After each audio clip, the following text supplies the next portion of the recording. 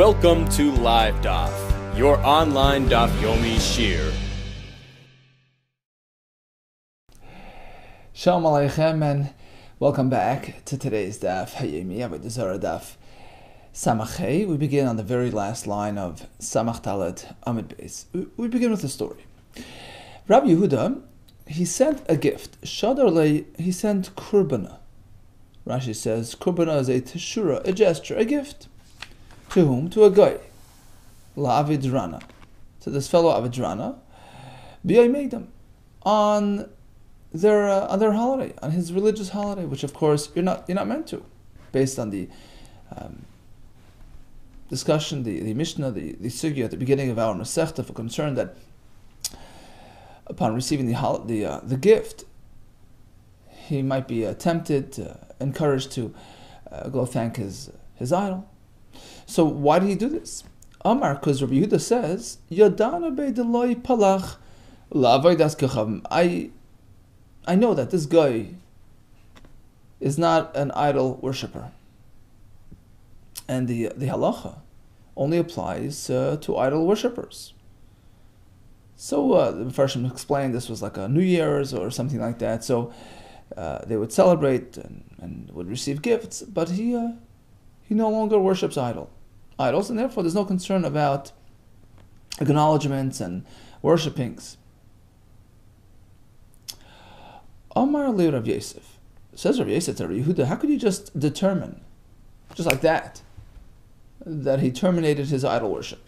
We have a brisa, which we discussed yesterday, that a guy requires a formal, an official commitment in front of three chaverim, three talmid-chachamim, like a bezdin, to declare this engagement from Avodah Zarah. Anything less than that doesn't really cut it. So you can't know that he's no longer worshiping idols.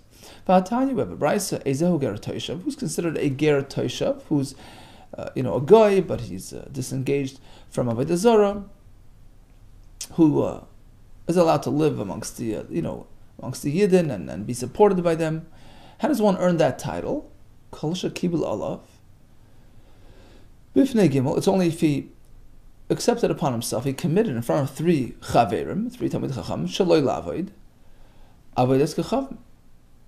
So he has to make that formal declaration. Anything less than a formal commitment doesn't really say much about his loyalties. Answers the Gemara. You're right. Kitanya ahi, that brisa, which requires a formal declaration, is only lahachiyoisai, with respect to our obligations, to support him financially if he needs. As the pasuk says, Ger v'soishav v'chai imach. He meant to live with you, lived amongst you, be supported by you. Only once he formally earns that status of Ger Toshav, then we're obligated to turn around and protect him and support him. But otherwise, he's not a ger toshav. But if you know with certainty that he's no longer worshiping idols, then Rav Yehuda held it was okay to treat him as such with respect to sending him a gift. Ask the Gemara. Okay, so he stopped worshiping idols, but he's not really a ger. He didn't do any milah, right? V'amar Rabba bar Chana Amar Rabbi Yochanan. If we have a ger toshav, a fellow who is a ger toshav, she'avru olav yud beis chodesh v'lo yimal, who waited 12 months and has yet to do a bris milah, that's even worse than a regular guy. Hari hu came in, he's like a real heretic, sheb da'avdei kechavim amongst the goyim, because he's committed to the process and refuses to really follow through. So basically, in our case, sure, he stopped worshiping idols, but he's not really agreeable to go through the process properly. That's even worse. That's indicating, a disregard, a rejection of our values. So certainly you can't trust him. You can't send him a gift. Certainly he's like a man, like a priest. Says the Gemara, no.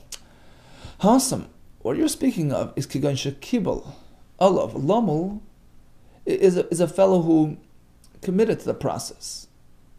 committed to becoming a ger, to doing milah, v'lay mal, and he refuses to do so. It's already 12 months, and that's not a good sign. Apparently he's turning his back on, the values that he initially pretended to espouse, but to adopt. But in the case of Avodah Zarah, he never committed to more than that. Right? We happen to know that he stopped Avodah Zarah. Now, okay, he's a regular guy, but the problem of sending him a gift doesn't apply, because he's not going to acknowledge and thank his Avodah Zarah. Here comes another similar story about Rava. Amtile Kurban, he sent a gift, Lebar Sheshach, which was the name of the guy. B'yom Edom Ali Halari. Omar, he said, the same story, Yadana Beit, Lipalach, he no longer worships idols. Okay, so he went to visit him or to bring him the gift, and Azal, so he went, Ashkech, and he finds him, the Yosef at Savri, he was sitting in water up to his neck, Bevarda, Rashi says, B'merchat shal rodim, this rose bath, some sort, V'kaiman, and there were these undressed, these women around him, V'kaiman zoynois, these immoral women, Arumos, undressed kamei, standing there. Amar lei, so Bar Sheshach turns to his visitor, to Rava, is the chukai gavna, la'alma da'asa, you in the world to come, you claim to have a great, reward waiting for you. Is it going to compare to this? Amar lei says, way better. Says Rava Didan, our reward adifa tfei mihai, way better than this. Amar lei, so he says, how could it be better than this? Tfei mihai mihava, is there anything better? Amar lei says, sure. Atun, you goyim, ika alaychu emas ad malchus. Whatever you're doing, even enjoying yourself, you're still under the auspices, under the fear of the authorities. You can get arrested, and right, you're subordinate to their control. Anan. But in our case, in Elu Haba, we're going to be free from you, and free from any, fear and concerns about your, powers and authorities over us. Anan, us, leitahavalon. Alon emas al malchus. We're not going to have ema of malchus. Amar leis, he says, the guy says to Rava, what are you talking about? I'm a free bird. I have no fear. Ana, mia, by me still. My emas de malchus ika. What do you see? Any fear of malchus? Ika alai. Okay, so as they're talking at the Yasvi, as they're talking also priistika de malka, suddenly a messenger of the authorities show up. The FBI comes knocking on the door. Amar lei tells the guy, let's go. You got an appointment with the FBI. Kum de kabaylach malka, the king needs you. So you've been called by the authorities, and they lead him away. So he felt it in real life. Kinafik v'azl. So as Bar Sheshach was being let out, Amar lei, he turns to Rav, you see, anything that you people say comes true. And he says, Eina, an I, the boy who desires lemechsi, l'chut, to see by you, by the Jews, bishusa, negativity and tragedy, meaning anybody who desires bad should come upon you, tipaka should get burst. Basically what he's saying is, Hashem listens to you, and you're protected by Hashem. Anybody who desires to attack you and to harm you is just, acting in his own detriment. Amalei Rava Amen. So Rava responded with a resounding Amen. And guess what? Suddenly Paka Einei, the Bar Sheshach, his own eye, the guy's eye popped out, because he was referring to himself. Amar Papi. Rava could have answered him with a pasuk. When he was questioned regarding our anticipated eternal reward, Rava should have answered with a pasuk in Tehillim, which describes a scene which is similar but way more meaningful than the deplorable setting that he was in. Pasuk says, "Benois malachim, princesses bikrei secha will serve you. Nitzvah shegel mincha, queen will be bekesem oifer." So we're going to have a much loftier schar in our eternal spiritual bliss. Likewise, he could have brought a different pasuk describing the bliss of our eternal schar. Ayin lo ras alakim, Hashem, no ayin, no intellectual capacity can even fathom, has ever seen, has ever comprehended. The eternal reward is lo secha, except for you, Hashem. Yaslam chakalai, that Hashem will do, that Hashem has prepared for those who anticipate Him. Okay, back to the Mishnah, which says that if one should earn money dealing with yain nesach, the guy hired him to move around barrels of yain nesach, he can't keep that wage. It's asr. We want you to keep it far away from Avodah Zarah. However, let's say suchari lasos imayim lacha acheres. The boss hired him for other work, to paint the walls. And then he says, do me a favor, when you're done, bring up some barrels from downstairs, which happened to be yain nesach. The Mishnah says he can keep his wages, which were paid for painting the walls. Now the Mishnah does not stipulate that this request, this yain nesach request, took place. It was meant to be done after his day's work was up, in which case he's not paying him for that. It doesn't say that in the Mishnah. All the Mishnah says is if he has other work, and this was thrown in, he was painting the walls, and agav, by the way, he fetched him a barrel of yain nesach, then that's okay. Even though the request was not after nightfall, 8 o'clock, when you've done your job, go get me the barrel, which would make it a separate gesture. Even without that, even if it took place midday, it's okay. And the wages that this painter will get for doing his job is not considered payment for this yain nesach job. Really? We have a kasha from Rabbi Brisa that it must have taken place only after his day's work was up.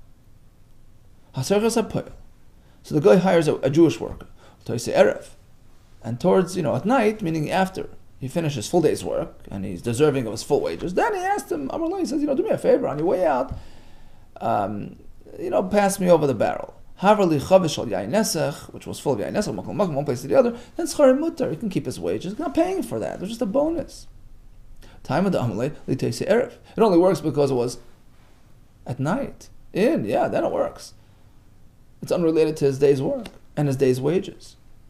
But throughout the day, it would be a problem. Amar Abaye.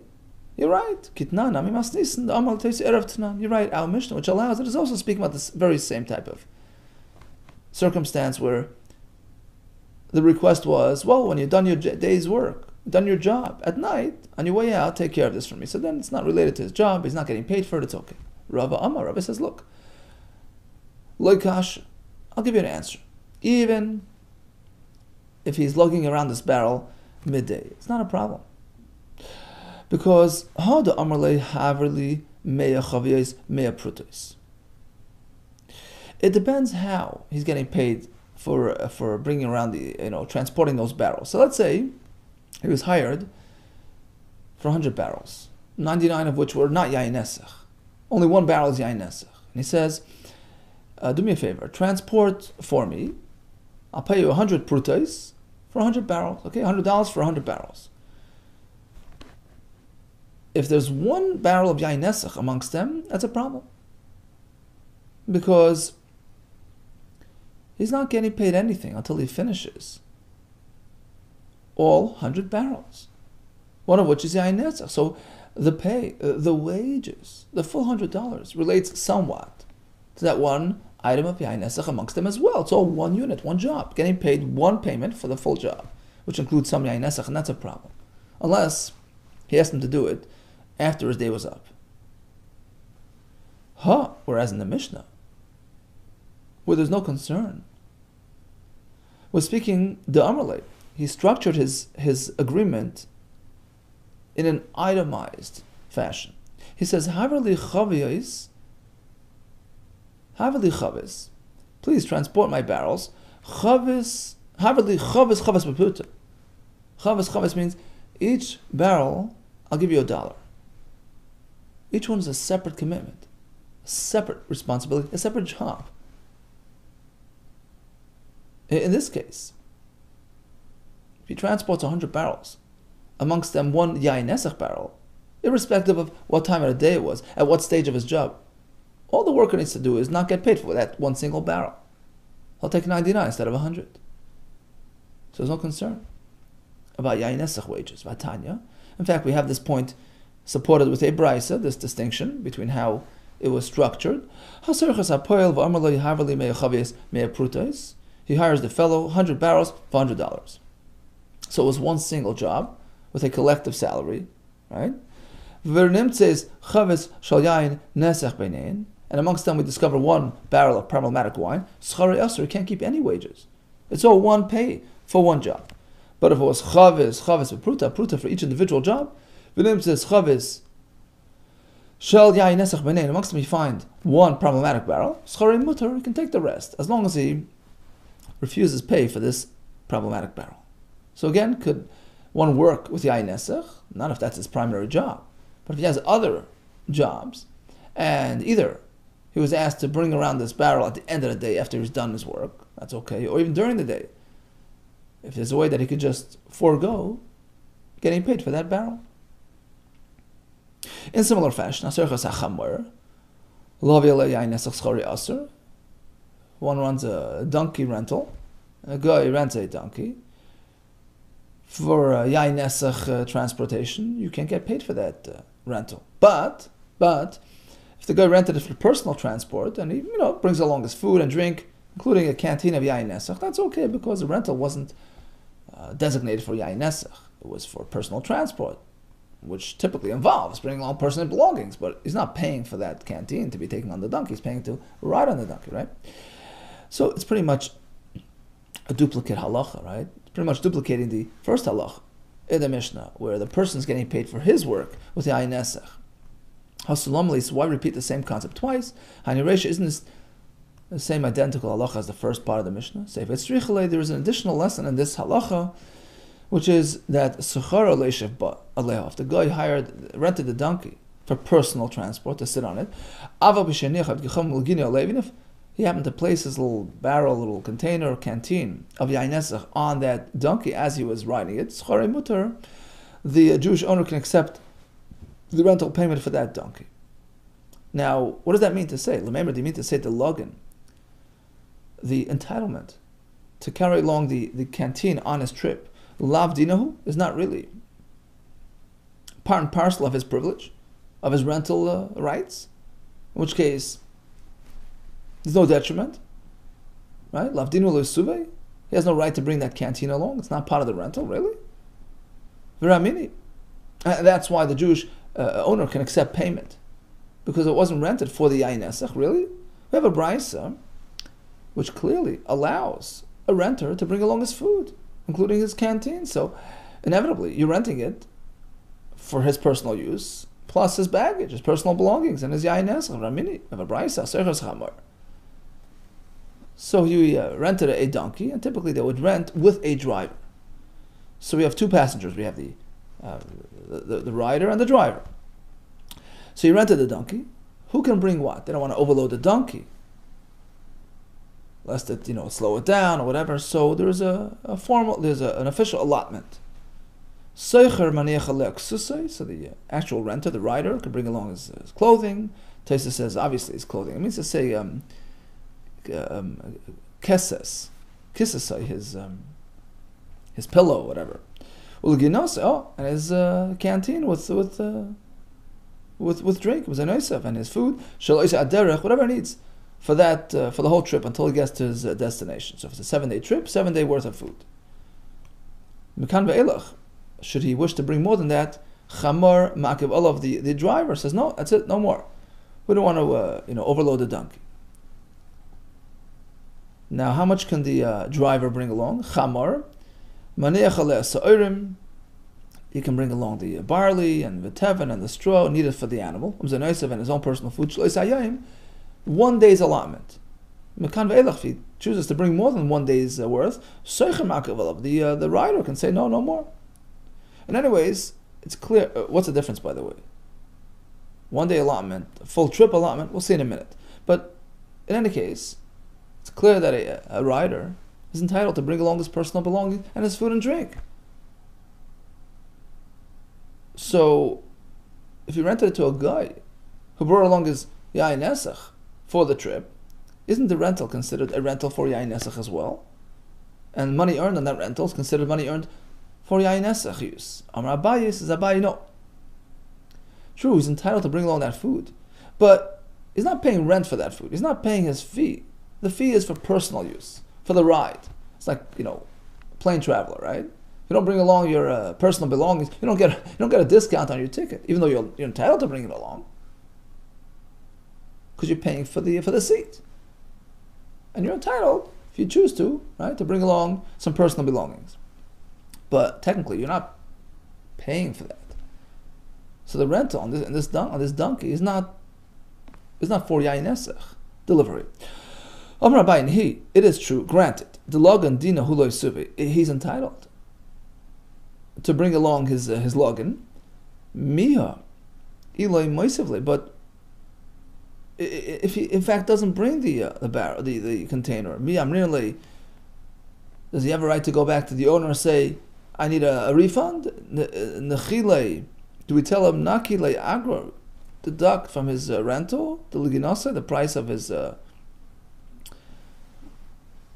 portion of the rental corresponding to the missing canteen? Of course not. There's no credit for that. So basically, what we mean to say is he's not paying rent. He's not paying a fee. The rental does not pertain to the canteen, and therefore we can accept, the Yiddish owner can accept the rental pay for the donkey. Now, just back to that distinction between the rider and the driver in terms of how much supplies they can bring along. Hey Chidami, what's going on there? Either shchech lemizban, if there is food available on the road to be purchased, so then chamar nami la'akiv, so then the driver should prevent the rider from bringing more than just one day's worth. You're going to find food on the road. Why load them up for no reason? If food is unavailable on the road, then so why is the rider and the renter holding back the driver from bringing all that he needs for the whole trip? Papa, it's somewhere in between. Leitricha must be speaking to shchiach, lemitrach.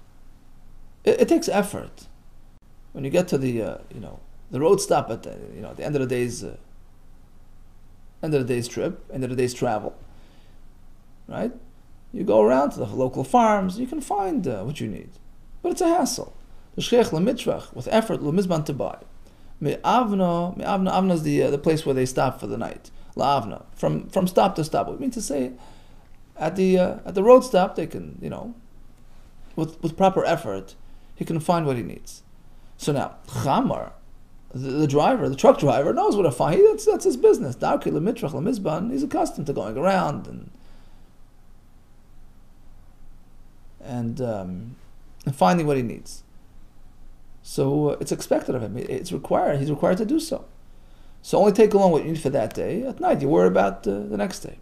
Whereas a seicher, this passenger, lav darki l'mitrach l'mizban, it's not his thing to go run around to farms and the countryside finding what he needs. And therefore, it's assumed, it is understood that he'll bring along whatever he needs for the whole trip until he gets to his destination. Avodah Rav Acha b'red Rav Ika. There was a story. The father of Rav Acha, the son of Rav Ika. So basically, he was Rav Ika. Apparently, his son was well known than his father, so he sort of identified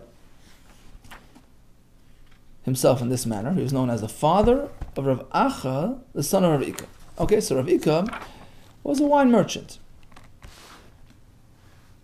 and he would deal with Yidden, with Goyim, right? All kinds of customers. Now they would pay him for the wine. Aside from paying for the actual wine, they would give him a bonus because of his extra special, gracious service. What would he do extra? He would pour from the barrels into their small containers, their leather pouches. He would also help them cross the river. He would get them across the ferry free of charge, right? Free parking, right? Free delivery, free parking. This way, they would give him something in return. The actual barrel would stay by him. He would keep that as a sort of a bonus pay for his extra services. Problem is, if it's a Yiddish customer, fine. But if it's a Goyish customer, as soon as the wine gets poured into his container and gets contaminated by his wine remnants in there, which is yayin esach, according to Taisus, the second shot, the customer then touches the wine becomes forbidden, becomes like yayin esach. So So you can't go ahead and work and earn anything by engaging with that forbidden wine. And here he's getting his free barrels because he's helping them with their forbidden wine, with their stam yenam or yain nesach. So let's see, havashavach lu chamra, he would pour the wine to his non-Jewish customers. Va'azal, that's one service. Number two, va'azal ma'aver ma'aber, he'd go and get them across the ma'aber, the river, with a ferry, for free. V'yahavali gulfi, and they would give him in return their barrels ba'agra as pay. Also, Amr le Abaye, so people came and complained to Abaye. Look what's going on. Amr le. So Abaye says, it's not a problem. Amr lehu kika tarach, his efforts, his work, be'terika tarach. While he's pouring it, it's still permissible, it's still mutter, right? Until it actually gets into their barrel, it's not yet forbidden. So that effort involved permissible material, and that's fine. Asks the Gemara, V'ham roitze b'kiyumai. True, the actual act of pouring was okay, but once it hits their containers and becomes forbidden, the seller is roitze b'kiyuma. We had this term a few days ago. He's agreeable. He's pleased with the existence of that wine. Like the staro ziki, he doesn't want their ziki, their pouches, to spring a leak, because in that case, and they see their wine starting to pour out and get lost, they're going to run back and grab his barrels. So in a way, he wants the yain nesach to stay safe and exist. That's a form of having, it's like having benefit from the yain nesach. Answer is, the masni ba'adai, who stipulated with them, I take no responsibility. Once it's in your container, I'm out of it. So he wasn't really gaining anything from yain nesach. Inami, another answer is, the maisu, they would bring along backup containers, just in case. Pristaki, these containers ba'adai with him. So he had no gain from yain nesach. So in terms of the pour took place while still mutter. But phase B of his efforts, which is getting them across the river with their barrels, that's a service being done to yain nesach. V'kam ma'ar lu ma'abra. He got them across the ferry to katach b'yisur. His tircha, his efforts in this case, involved isur material. And the Parshim explained that it was customary for the passengers to pay an extra fee for their luggage, like today, to pay for the bags in the plane. So getting them across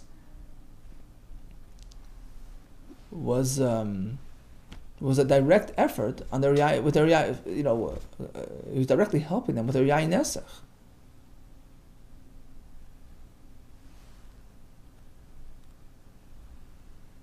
Right? So it wasn't just getting them across, them with their barrels, and he was doing it for free.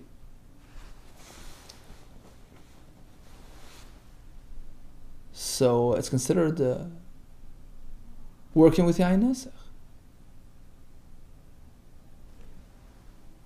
Answers the Gemara. The Amalei Mabriya Mikara. He didn't do it himself. He was in charge of the ferries of the river there, and he instructed in advance. He told the ferry operators, "When my customers come along, free pass." Inami, or the Nakiti Bey Kitri, gave them these stamps or these tickets or whatever, kesher, or some sort of nod or some sort of ticket or something that they would use to show the ferry operator to let them across. So his effort occurred before there was even a customer in the store. It was months ago that he instructed the fellow to take them across. So he didn't do any direct tircha with the actual wine, in which case any bonus, any wages that he earned are not yain nesach wages. Says the Mishnah, yain nesach shnafal agabi anavim. A barrel of yain nesach broke apart, and there's wine flowing on my grapes. Yadichen and mataris, just rinse them off, because grapes are basically a closed entity. They don't really absorb unless they're cracked open. So if they're whole and closed, just give them a rinse and they're okay. Of course, if they're split, and then they become also because they absorb within them the yain nesach material. If the wine fell onto figs or dates, so it depends. If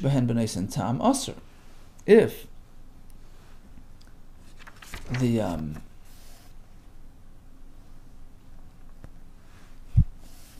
when you eat the fig you actually discern the tam, the flavor of that wine. It's nice and tam and imparted the flavor onto the recipient fruit. Asr, then it's forbidden.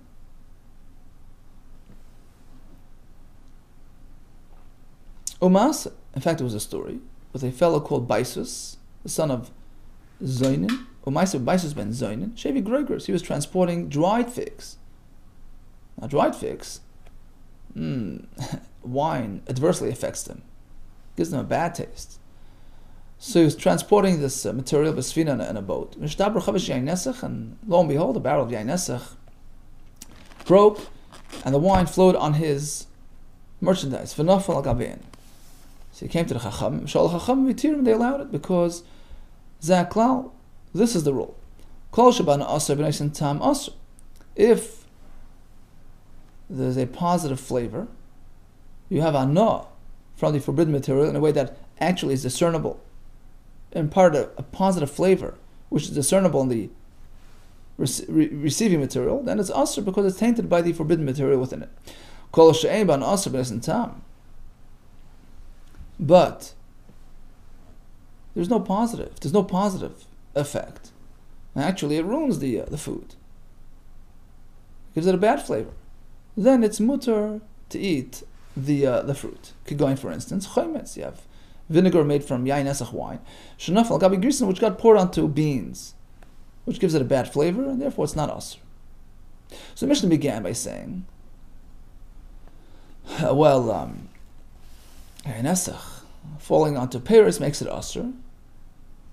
And then we have a story of Baisus ben Zoinin to illustrate just the opposite. They allowed it, despite the yain esach that came upon them. Since when does a person bring a story to sort of contradict his earlier statement? Masa, lister, to contradict yourself. Mishnah is meant to be learned, as though it's missing some words. Mishnah was written very briefly and concisely, so sometimes you have to sort of insert an insertion to understand the Mishnah. The Mishnah reads like this. Typically, right, so if the wine comes upon grapes that are split, that's a problem because it had a positive effect on the grapes, it gave it a positive taste. But, the Mishnah reads like this. But, if it had a negative result on the receiving entity, it gave it a bad taste, then it's mutter. Such as the story that occurred with Baisus on the ship, because Gregors, these dried figs, are adversely affected by wine coming upon them. It's not good for them. Umasanami, the Baisus ben Zoinin, maybe Gregors besfina is transporting it on the ship, and there goes the wine flowing on his merchandise. He brought it to the Chachamim, and they said it's okay because it's nice and tam lif gam, because it ruined his figs. There was a story, Yahu karya dechiti, this pile of wheat, the nafal aleha chavisi yain esach, upon which came a barrel of yain esach. So wine got poured onto this wheat, which was now absorbed in the wheat. So you can't personally eat the wheat because of the yain esach within it. But could you sell it to a guy? Shari Rav allowed the owner to sell the material to a guy as long as he's not getting paid extra for the wine flavor within them. So with $100 worth of wheat, just charge $100 and ignore the fact that there's yain esach there.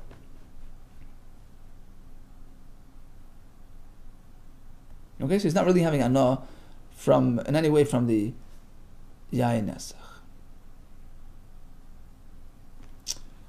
Ask the Gemara. But it may end up in the hands of a Jewish customer. It's not labeled as forbidden material. It just looks like plain, innocent-looking wheat, which the guy who you're selling it to today might turn around and sell it to a Yid. who may unwittingly buy this material with the yain nesach embedded within it. So again, Shari Rabba allowed him. Lizvuni lev gicham. Eisvei Rabba bar. The boy Rabba asked the question to Rabba. Begach of kilayim. Have a garment that has undiscernible kilayim mixed in. So it's a wool garment. You happen to know that during the manufacturing process, a thread, one thread of linen got mixed in there. Wool and linen is kilayim. It's not discernible. It's not noticeable. So you can't wear it. And you shouldn't sell it to a guy either. So if the kilayim is clearly noticeable, sure, you're free to sell it to whomever. Because a yid will easily detect the kilayim. But here it's not detectable. You can't sell it to a guy who might turn around selling to a Jewish customer. Nor should you make it into a mat for your donkey to sit on it, because if it's real kilayim, that's okay, because it's hard, it's just beneath you, it's not considered wearing kilayim. But here, Tesis explains, a while later you might turn around and take a patch. Let's say you're on the road and your leather liquid pouch springs a leak, so you might quickly grab your mat, forgetting that it's kilayim, cut off a piece and use it as a pad to patch up your, and then you might go ahead and put it on you and wear. So in any case, you have to be careful when the Isser element within this mix is undiscernible, that it shouldn't lead to a pitfall. But you can make it, use this problematic garment as shrouds for a deceased person who has no Isser of kilayim. So that's the price. Why? Why can't you sell this beggar to a guy? You might turn around and sell it to an innocent customer. A Jew who might not realize that it's asur. Here's well with the wheat saturated with yain nesach. Don't sell it to a guy. He might turn around and sell it to a yid. You're right, says Rava. Don't sell it as is. First turn it into bread, and then sell it to a guy. Because then you're safe. Because yid would not buy bread from a guy, right? Hadam Rava. So Rava came back and said like this: Hadar sharar lemitchinu. He allowed them to grind the wheat into flour, mefinu, and bake them into bread. Bake it into bread. Sell it to guy. One more condition: make sure there's no yid standing there while you sell it to the guy, lest he think that it's kosher bread, and then he might go and buy it from the guy. So sell it to the guy in private, and then you're safe, because no yid would buy bread from a guy. Tanan, let's look at the Mishnah, where we learned